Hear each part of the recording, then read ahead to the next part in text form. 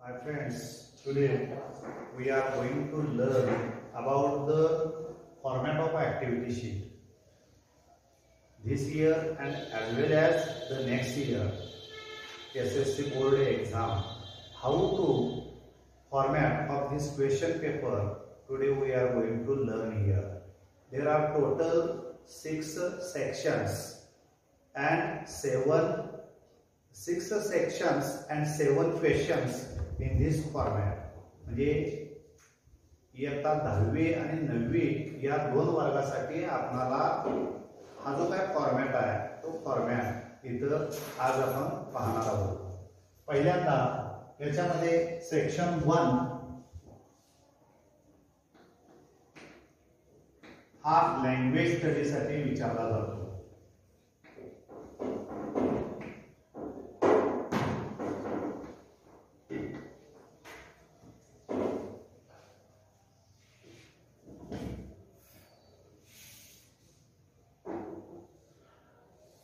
याच्यामध्ये question number 1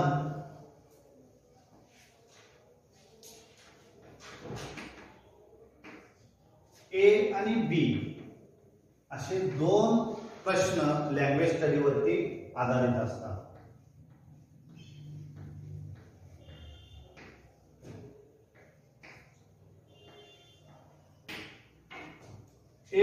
या प्रश्नामध्ये एकूण 6 प्रश्न तुम्हाला दिले जातात आणि त्यापैकी 4 आपण लिहायचे असतात आणि 4 प्रश्नांची उत्तरं आपण जर लिहिली तर त्याच्यासाठी 8 मार्क मिळतात आपल्याला.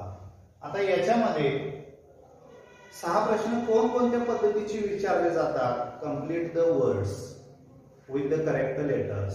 इयत्ता 9वीच्या कोर्स बुक मध्ये आपल्याला काही शब्द असतात, 30 शब्द याच्यामध्ये घेतात आणि 4 शब्दांच्या मध्ये एखादा लेटर ओमिट करतात, काढून टाकतात आणि तो लेटर आपण तिथं घालून तो शब्द पूर्ण करायचा असतो. अशी 4 शब्द पूर्ण केल्यानंतर 2 मार्क मिळतात. म्हणजे पहिला प्रश्न कंप्लीट द वर्ड, दुसरा असतो तो alphabetically order, arrange the words alphabetical order, वर्णानुक्रमे ती शब्द जुळवा. तिसरा प्रश्न असतो पंक्च्युएट द गिवन सेंटेन्सेस, विरामचिन्ह वापरून ते वाक्य शुद्ध करून लिहा.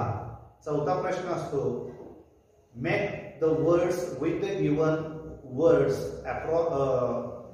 मिनिमम 3 लेटर्स, कमीत कमी 3 शब्द असलेली अशी 4 शब्द दिलेल्या शब्दांच्या मधून लिहा. असा एक प्रश्न असतो 2 मार्कासाठी. त्याच्यानंतरचा प्रश्न तुम्हाला विचारला जातो राईट द रिलेटेड वर्ड्स.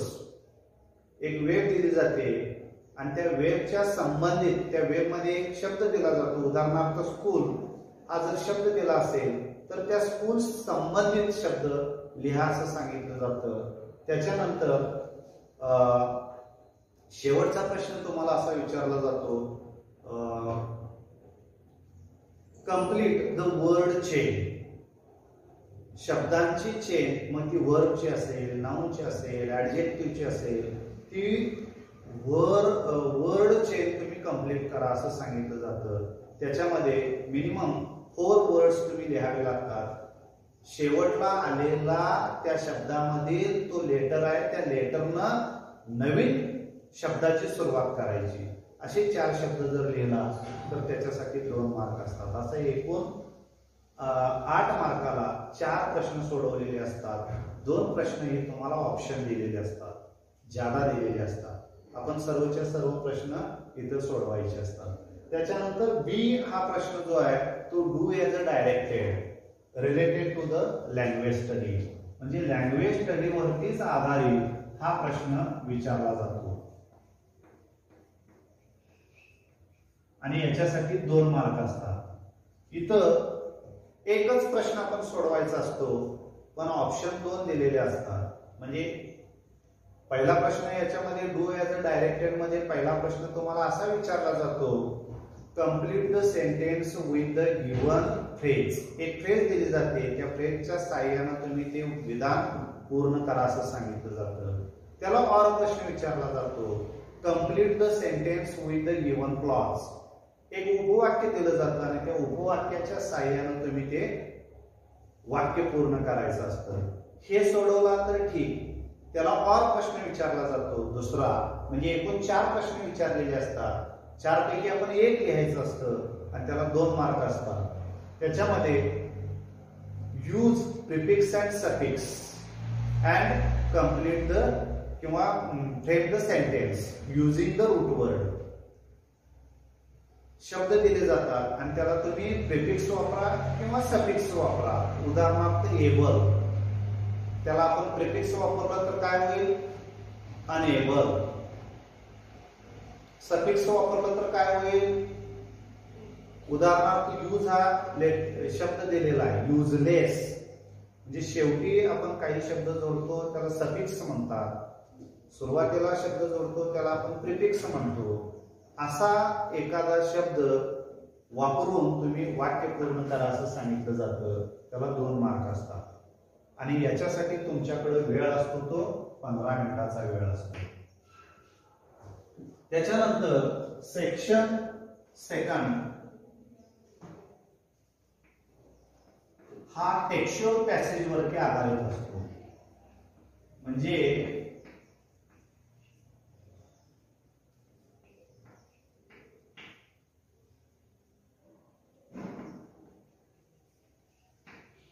आपण आपल्याकडे जे कोर्स बुक आहे, पुस्तक आहे, त्या पुस्तकावरती आधारित, म्हणजे यावर्षी तुम्हाला 20 एकूण भाग आहेत, 4 युनिटचे 20 भाग आहेत, त्यातल्या 8 कविता सोडल्या तर एकूण किती राहतात? 12 भाग आहेत. त्या 12 भागापैकी आता 10वीला 12 भाग असतील तर पहिल्या टर्मचे 6 गेले, दुसऱ्या टर्मचे 6, त्या 6 भागावरती प्रश्न आधारित असतात. त्यातील 2 उतारे तुम्हाला दिली जातील आणि त्या 2 उतार्यावरती प्रश्न, वर उतारा आणि खाली प्रश्न विचारला जातो.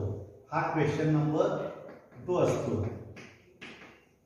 त्याच्यामध्ये ए टेक्स्च्युअल पॅसेज म्हणजे आपल्याला जो पुस्तकात उतारा दिलेला जातो त्या उतार्यावर आधारित हा प्रश्न असतो आणि याच्यासाठी 10 मार्क असतात.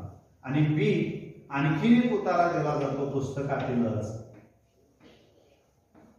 आणि त्या उतार्यावरती तुम्हाला प्रश्न सोडवायचे असतात, याच्यासाठी सुद्धा 10 मार्क असतात. इथं प्रश्न कसे विचारले जातात? A1 simple factual question, A2 complex factual question, A3 vocabulary question, A4 grammar question, A5 personal response type question. अशा प्रकारच्या 5 ऍक्टिव्हिटी 10 गुणांसाठी तुम्हाला विचारले जाते. तसंच इथं बी मध्ये सुद्धा एक उतारा वर दिला जाईल आणि तिथं B1 पासून B5 पर्यंत अशा 5 ऍक्टिव्हिटी विचारल्या जातील. त्याच्यासाठी 10 गुण असतील. म्हणजे इथं जो प्रश्न विचारला जाईल त्याच प्रकारचा प्रश्न नसेल. लक्षात आलं का? आता इथं A3 व्होकॅब्युलरीचा क्वेश्चन आहे, तिथं तुम्हाला प्रश्न वर विचारतील, find out the similar words from the passage. उतार्यामध्ये दिलेल्या शब्दाला समानार्थी शब्द शोधून लिहा. इथं वेगळं विचारतील, find out the adverb from the passage. उतार्यामध्ये दिलेली क्रियाविशेषण एक 4 लिहा असं सांगितलं जाईल. म्हणजे वेगवेगळे प्रश्न असतील इथं. आणि याच्यासाठी वेळ किती दिलेला आहे? एका प्रश्नाला 15 मिनिटं, इथं 15 मिनिटं. म्हणजे या 2 नंबरच्या प्रश्नाला तुम्हाला 30 मिनिटाचा कालावधी दिलेला आहे.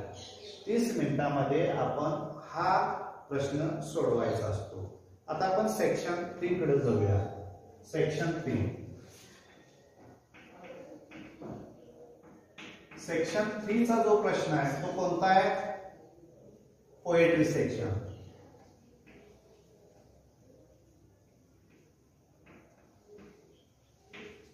इथं क्वेश्चन नंबर 3.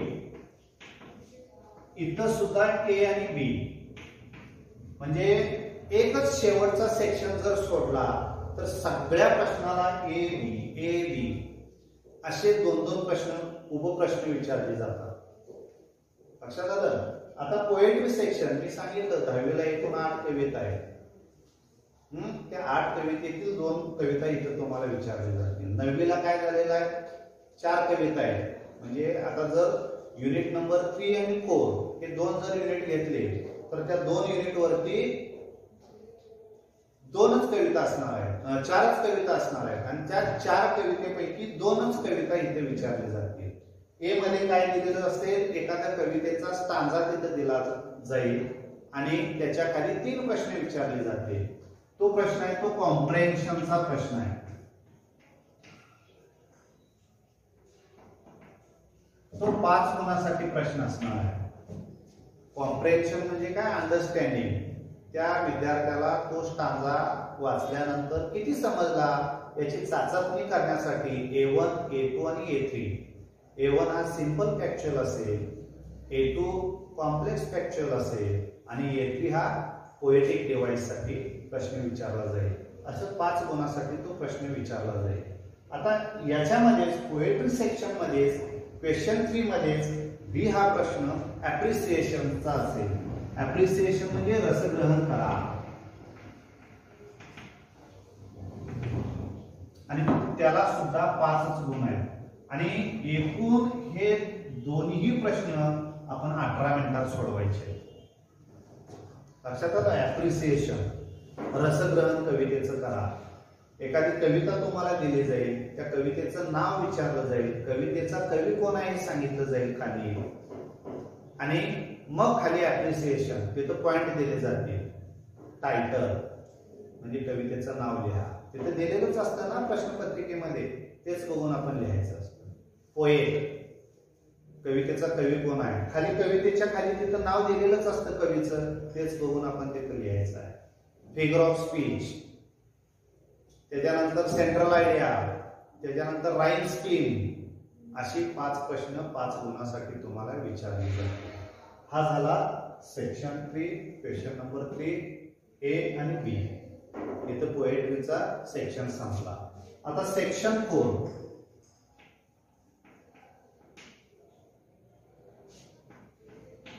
हा आहे तो नॉन टेक्स्च्युअल. नॉन टेक्स्च्युअल नावामध्येच आपल्याला अर्थ समजतो. आपल्याला अभ्यासाला नाही असा तो भाग, म्हणजे आपल्या कोर्स बुक मध्ये जो उतारा दिला जात नाही, दिलेला नसतो, आपण वर्षभर अभ्यासलेलं नसतं असा भाग तो नॉन टेक्स्च्युअल. असा एक उतारा तुम्हाला इथे विचारला जातो, त्याला क्वेश्चन नंबर त्याचा 4 या प्रश्नामध्ये ए या उपप्रश्नामध्ये तो उतारा तुम्हाला विचारला जातो.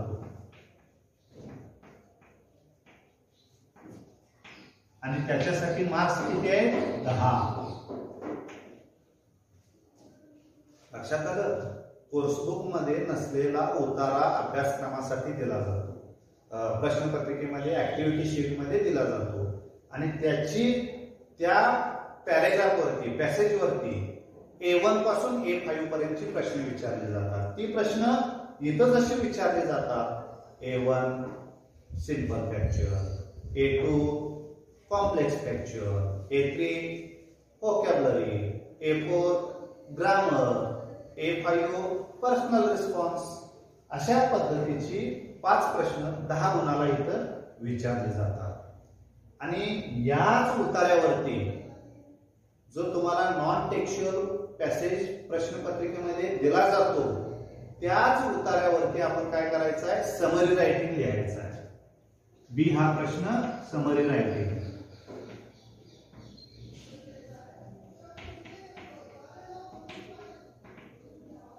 याला 5 गुण दिलेले आणि तो प्रश्न आपण 35 मिनिटात सोडवायचा आहे. हे दोन्ही प्रश्न लक्षात आलं. म्हणजे एकदा उतारा जर आपण वाचला ऍक्टिव्हिटी शीट मधला, प्रश्नपत्रिकेमधला, त्या उतार्याचा उपयोग आपल्याला प्रश्नांची उत्तरं सोडवण्यासाठी सुद्धा होणार आहे. त्याला 10 गुण असणार आहे आणि त्याच उतार्याचा आपण सारांश लेखन सुद्धा करायचा आहे, समरी रायटिंग सुद्धा लिहायचं आहे. त्याला आपण 5 गुण दिलेले आहेत आणि हा दोन्ही प्रश्न आपण 35 मिनिटात सोडवायचा आहे. Time management is most important. वेळेचं बंधन, वेळेमध्ये पूर्ण प्रश्न सोडवणं हे गरजेचं असतं. आता समरी रायटिंग लिहित असताना पहिल्यांदा टायटल लिहा, त्याच्यानंतर त्या उतार्यामध्ये दिलेली उदाहरणं, दोनदा तीनदा आलेली शब्द ती ओमिट करा, काढून टाका आणि त्या उतार्याचं 1/3 ही वाक्य आपल्या स्वतःच्या शब्दांच्या मध्ये तिथं मांडा. त्याच्यासाठी 5 गुण आहेत. त्याच्यानंतर सेक्शन 5 हा जो प्रश्न आहे तो सेक्शन 5 कशावरती असेल? Writing skill.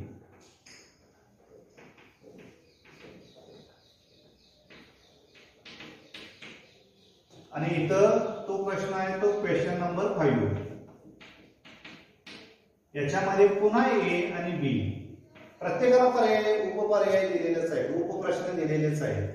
आता इथं सेक्शन 5 रायटिंग स्किल मध्ये क्वेश्चन नंबर 5 ला A1 हा प्रश्न इन्फॉर्मल लेटर आणि A2 हा फॉर्मल लेटर म्हणजे लेटर रायटिंगचा प्रश्न असेल तो.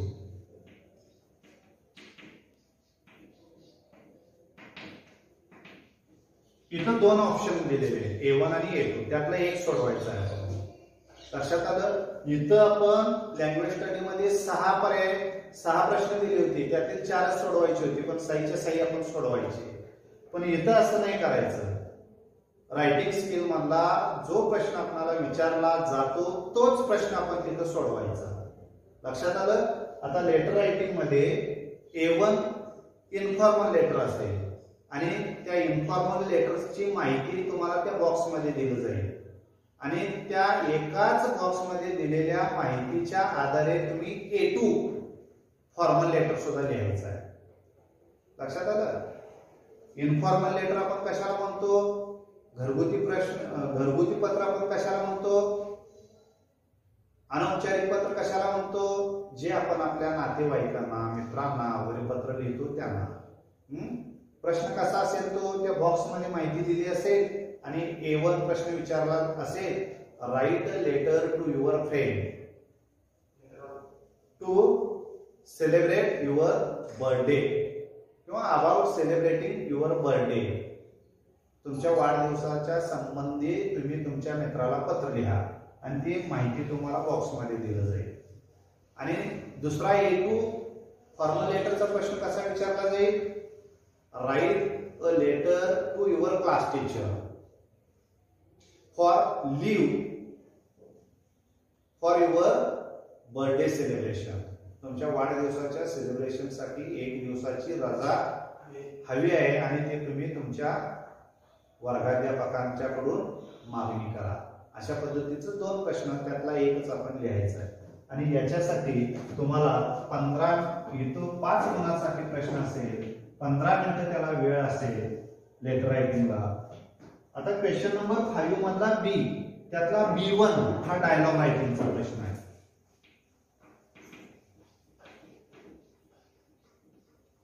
आणि त्याला ऑर स्पीच रायटिंग.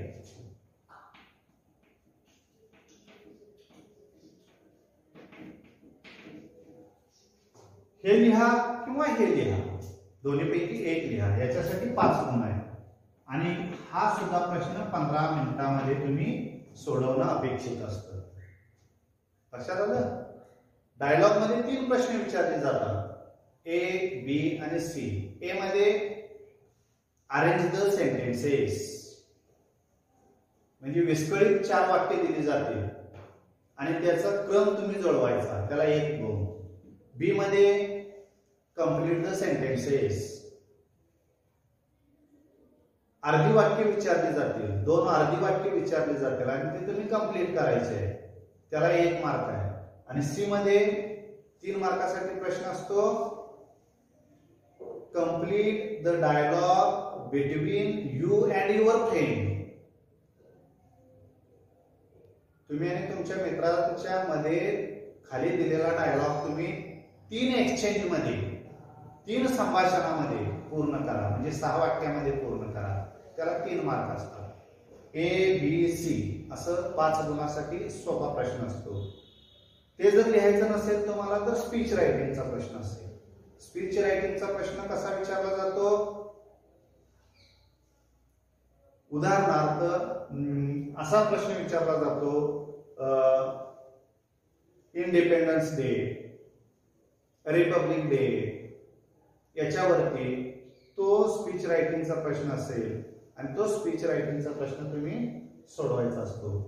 हा सोडवला तर हा नाही सोडवायचा, एकच कोणता तरी सोडवायचा. याला सुद्धा सोडवण्यासाठी 15 मिनिटाचा कालावधी दिला जातो. याच्यामध्ये क्वेश्चन नंबर 6 ए आणि बी असे 2 प्रश्न दिले जातात. क्वेश्चन नंबर 6 मध्ये इन्फॉर्मेशन ट्रान्सफर म्हणजे माहिती संकलित करा असा प्रश्न असतो.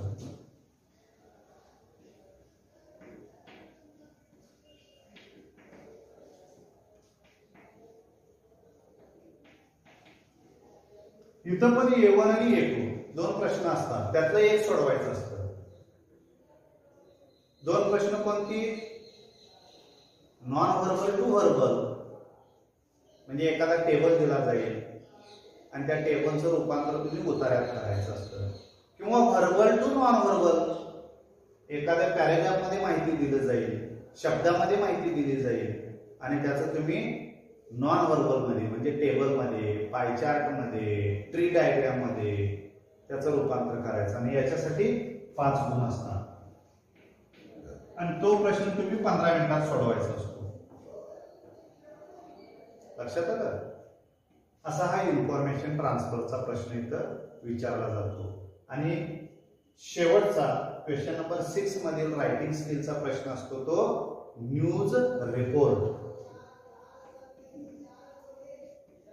किंवा हा जर प्रश्न सोडवायचा नसेल तर स्टोरी रायटिंग हा प्रश्न आपण सोडवायचा आहे. आणि याला 5 गुण आहेत आणि वेळ दिलेली आहे ती 15 मिनिटं. म्हणजे रायटिंग स्किलचा जो प्रश्न आहे तो रायटिंग स्किलचा प्रश्न आपण 1 तास दिलेला आहे वेळ आपल्याला. अतिशय महत्वाचा, इथूनच रायटिंग स्किल सुरू होतं समरी पासून. म्हणजे 25 गुणासाठी हे रायटिंग स्किलचे प्रश्न विचारले जातात. आणि तुम्हाला इथं पर्याय दिलेले आहेत सगळे.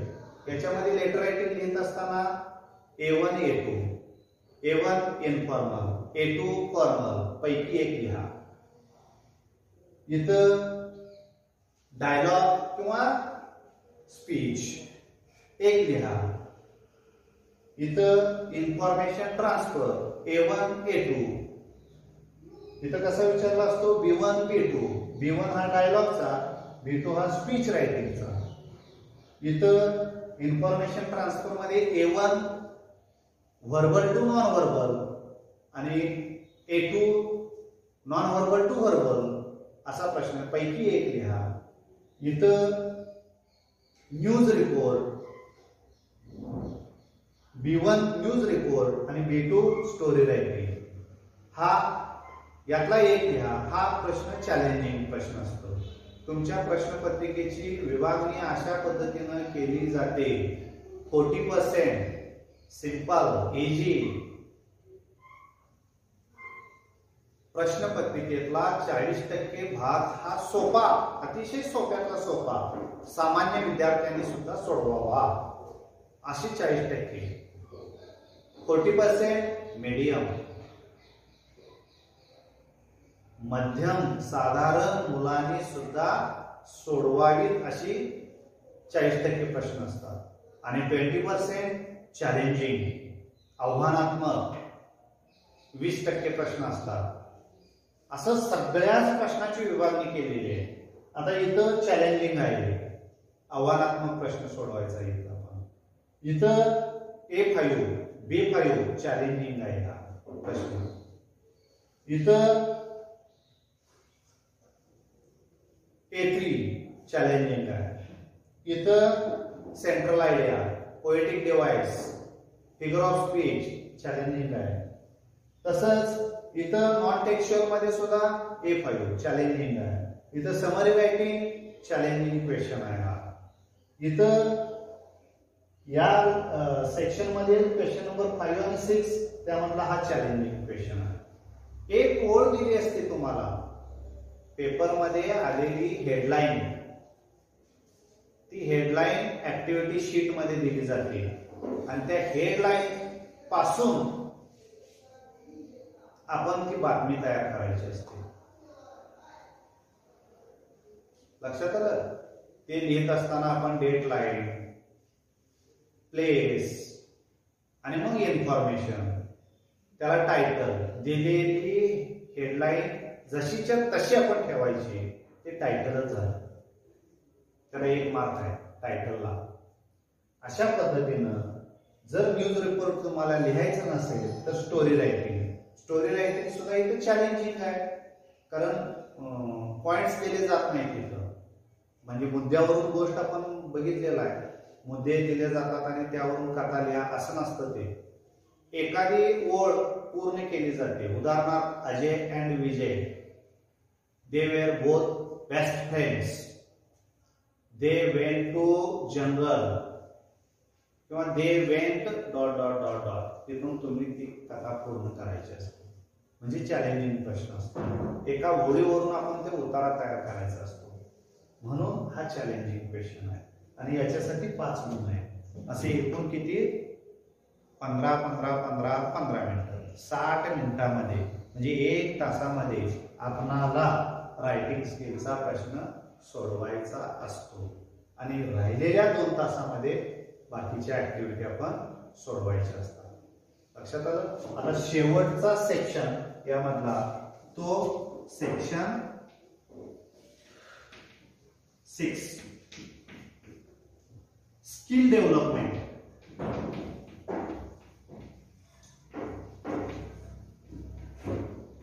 याच्यामध्ये कोणता प्रश्न?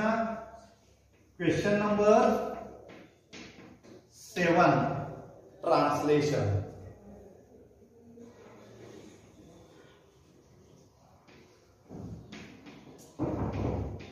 त्याच्यासाठी किती गुण दिले असतात?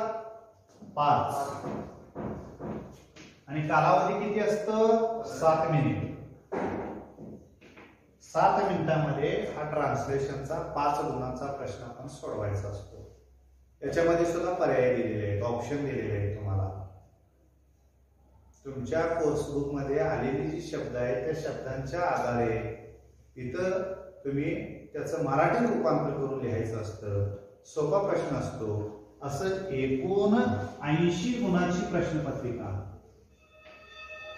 180 मिनिटांमध्ये.